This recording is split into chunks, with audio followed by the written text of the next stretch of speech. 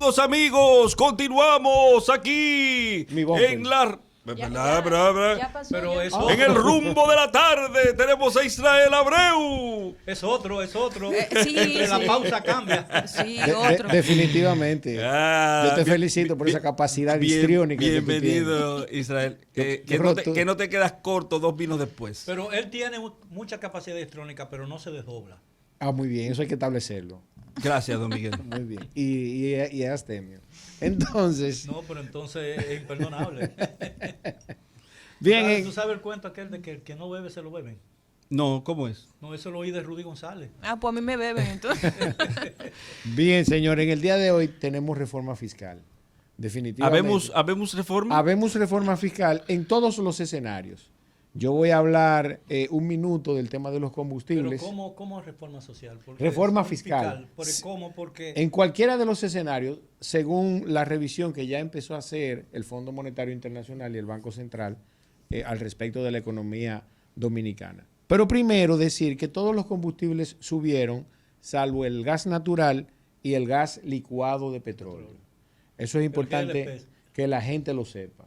Yo creo que con estas medidas de seguir dejando que los precios de los combustibles se deslicen hacia arriba, existe la posibilidad, porque no lo sé, y el último informe no establece si están compensando, ¿verdad?, la cantidad de dinero que fueron asumidas por el gobierno al dejarlos que suba. El hecho es que por lo menos en el caso del gas licuado de petróleo y en el gas natural no subió. No pero obstante, en los precios del petróleo están una de las principales fuentes de captación de recursos del Estado. así es, que es el impuesto a los hidrocarburos, es el tercer rubro de importancia en las recaudaciones del gobierno. Está el ITEVI, creo que está el impuesto selectivo al consumo y finalmente creo que está el impuesto sobre los hidrocarburos, que podemos hablar de los montos. Entonces, es importante que la gente se prepare, el que tiene combustible, el que consume gasolina, gasoil, gas querosén, va a pagar un poco más. Creo que alcanzó el récord, yo creo. Que llene hoy para que sienta un placebo. 252 pesos con 20 centavos cuesta un galón de gasolina en el día de hoy. ¿Cuánto es cuánto? 252 pesos con 20 centavos. Mira, eso es inexplicable porque los precios actuales del petróleo son muy inferiores a lo que existió una vez, cuando llegó a alcanzar por encima de los 100 pesos, de los $100 el barril. Así fue. Y entonces nunca alcanzó, estando por encima de los $125 el barril, y ahora está como a 60 y pico, ¿no? Así 61. 61, nunca alcanzó los niveles que ha tenido en las últimas semanas los precios de los combustibles. De manera pues que yo creo que ahí es un poco de especulación por parte del fisco. Yo creo que en este proceso de reforma fiscal hay que revisar esa ley, definitivamente. Ya tenemos una amenaza ahí por parte de Ramón Alburquerque, el ex senador, así es, y el dirigente del partido siempre disgustado. claro que revolucionario sí, moderno. como los japoneses, ¿no? Él es el que se sacrifica por la causa del Ahora, PRD. Israel, yo quiero hacerte una pregunta, por ejemplo. Muchos economistas han planteado, y yo le veo mucha razón, que una reforma fiscal como la que se pretende o necesita la República Dominicana solo tiene un momento, y es el momento en que la economía está bollante. Que una economía en proceso de recuperación, con grandes retrasos, porque aquí la economía se cayó. Y cuando el Banco Central habla, por ejemplo, de que este mes la economía creció 10.6 o 5.8, lo hace con referencia a un mes en que de pandemia, donde la economía estaba cerrada y que prácticamente se derrumbó totalmente. Entonces, ¿tú crees que, en tu opinión como economista y basado en tu experiencia, tú crees que iniciar un proceso tan complejo como una reforma fiscal, donde están en juego tantos intereses disímiles además, ¿tú crees que es oportuno? ¿No podría sembrar eso un conflicto adicional a lo que ya estamos padeciendo? Bueno, yo no puedo hablar en base a la experiencia porque no he vivido crisis hasta las antes conocidas en los últimos 20 pero años. eso está en los textos. Claro, ¿no? entonces, de acuerdo a mi conocimiento, por lo que he estudiado, definitivamente eso es así.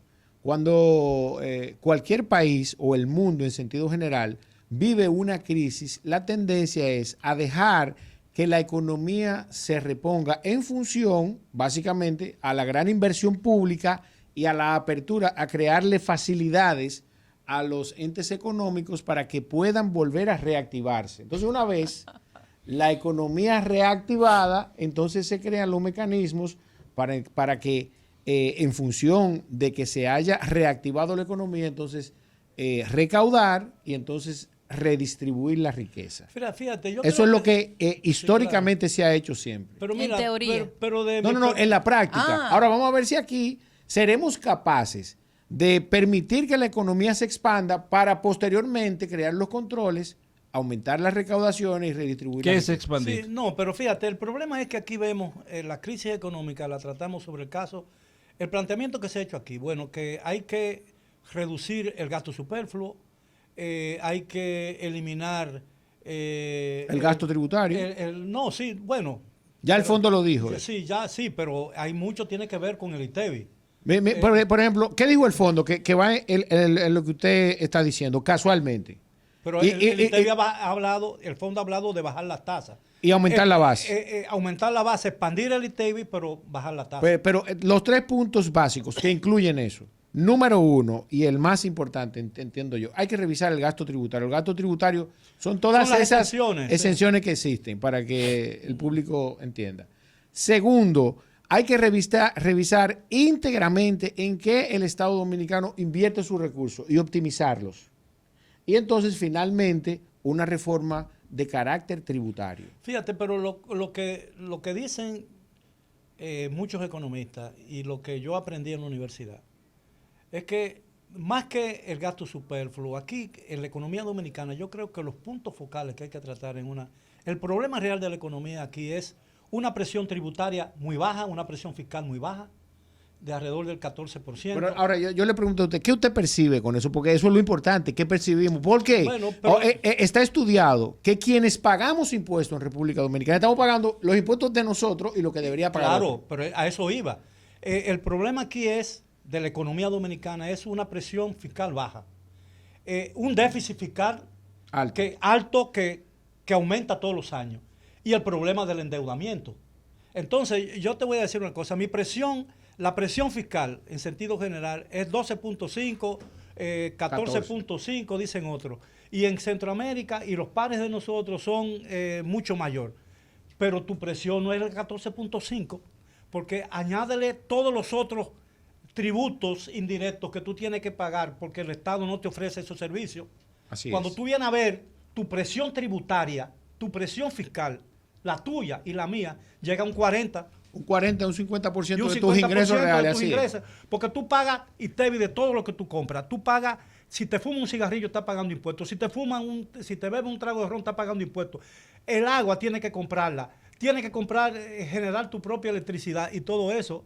Es decir, que estamos hablando de algo que no tiene mucho fundamento. Entonces yo creo que quizás este no es el momento oportuno para una reforma. La presión tributaria entonces ahí funciona peor que la presión sanguínea, arterial.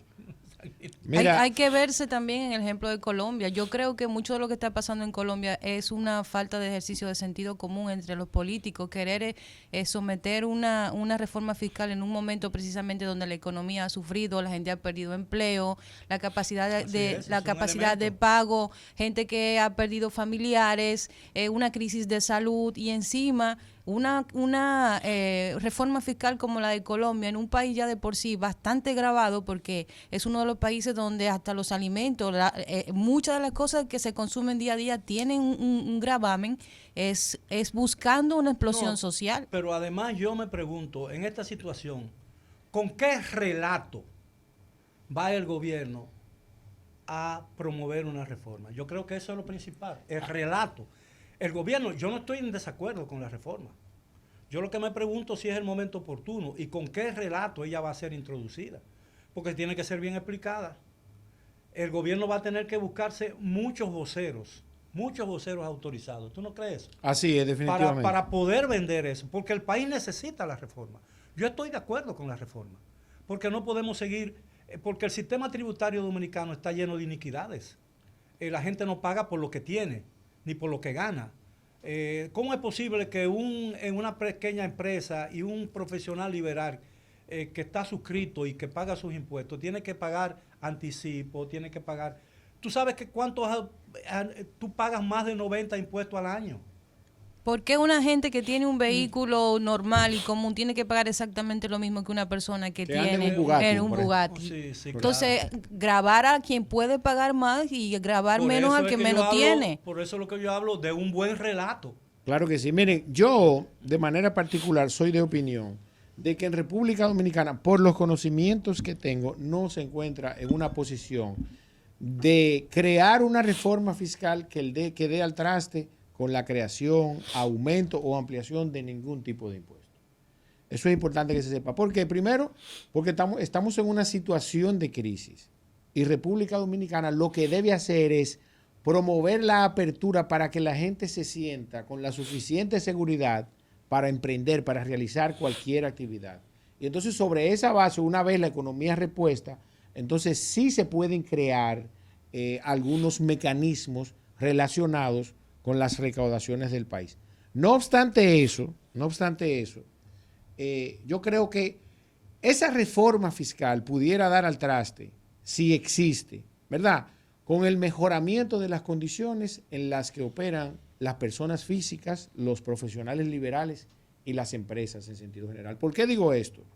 En una entrevista que en esta semana se me hizo, uno de los titulares que salieron a resaltar. ¿Qué generó? Diga la verdad, que usted genera titulares. ¿Qué generó? Fue que yo decía como opinión, que opinaba, que en República Dominicana, y creo que aquí lo dije también, se penalizaba la formalización. Y definitivamente sí, el emprendedurismo. Se penaliza la formalización en República Dominicana. Entonces, un análisis también famoso que hicimos aquí fue el resultado del estudio del Banco Central al respecto de cómo los ciudadanos en capacidad de acceder a un servicio financiero lo veían o accedían a él. Y los ciudadanos en sentido general, más del 50%, no tiene ni le interesa acceder a ningún servicio financiero. Eso es parte de la falta de promoción y de creación de escenarios para que la gente se formalice. Mira, los préstamos están orientados básicamente aquí al consumo. No a la industria. Es decir, Así es, no a la producción. No a la producción. Por ejemplo, nosotros 4 decidimos hacer un negocio, ¿verdad? Un negocio que puede ser nuevo, una novedad, somos emprendedores, y vamos a un banco. Y necesitamos, por ejemplo, 3 millones de pesos para un préstamo. Nos piden todos los papeles del mundo y tú tienes que dejar a tu acta de nacimiento, entregar un hijo y todas esas cosas que tú tienes que hacer para que te lo presten. ¿Entiendes? Pero viene y nosotros no nos lo prestan, pero después va cualquiera de nosotros a buscar un carro. A buscar un carro. Yo quiero un Mercedes-Benz y te dice, firma aquí, llévate el carro y te entregan la llave. ¿Entiendes? Entonces, eso no es... todo eso tiene que ser objeto de una buena reforma. Yo creo que una reforma bien diseñada, bien discutida y bien aprobada puede mejorar sustancialmente la calidad de vida de la República Dominicana. Mire, por otro lado, que fue un punto que usted tocó, que fue la presión tributaria partiendo de nuestro Producto Interno Bruto, que es de alrededor de 14%, realmente 13.9% según el último informe, y que el promedio de la región es de 24%, que eso es importante que se sepa. Bueno, tú sabes que en el pasado se aumentaba, se adulteraba el Producto Interno Bruto. Con la finalidad de reducir la tasa. Con reducción de que la presión tributaria es muy baja. Y había una excusa para subirla. Sí, Ahora bien, en el caso de República Dominicana, desde el punto de vista de los costos que tiene que asumir un ciudadano en su estilo de vida en sentido general, al margen del porcentaje del impuesto sobre la renta, del ITEVI, del selectivo al consumo que pague y de otros impuestos cuando echa combustible, por ejemplo, tiene necesariamente que proveerse de servicios de seguridad, tiene que proveerse, aunque paga factura de agua, tiene que tener una bomba para sacar el agua, tiene que tener servicios de emergencia, de energía eléctrica, tiene que pagar su servicio de seguro privado, tiene que pagar escuela privada. Entonces esos servicios son muy deficientes en República Dominicana. Yo creo que ninguno de los diputados o senadores manda a un hijo de él a una escuela pública. Y eso es seguro. Y estoy seguro también porque ellos se pagan un seguro especial que tampoco van a ningún hospital público. Entonces, eso es algo que certifica la condición en la que nosotros nos encontramos. El hecho es que, como yo le decía a don Miguel, en República Dominicana, entonces, pagamos los que estamos medianamente organizados por quienes no están organizados. ¿Y qué pasa desde el punto de vista técnico? Que el Código Tributario en República Dominicana delega la responsabilidad de la percepción del ITEVIS, en el caso, y la retención del impuesto sobre la renta en las empresas que de manera organizada operan.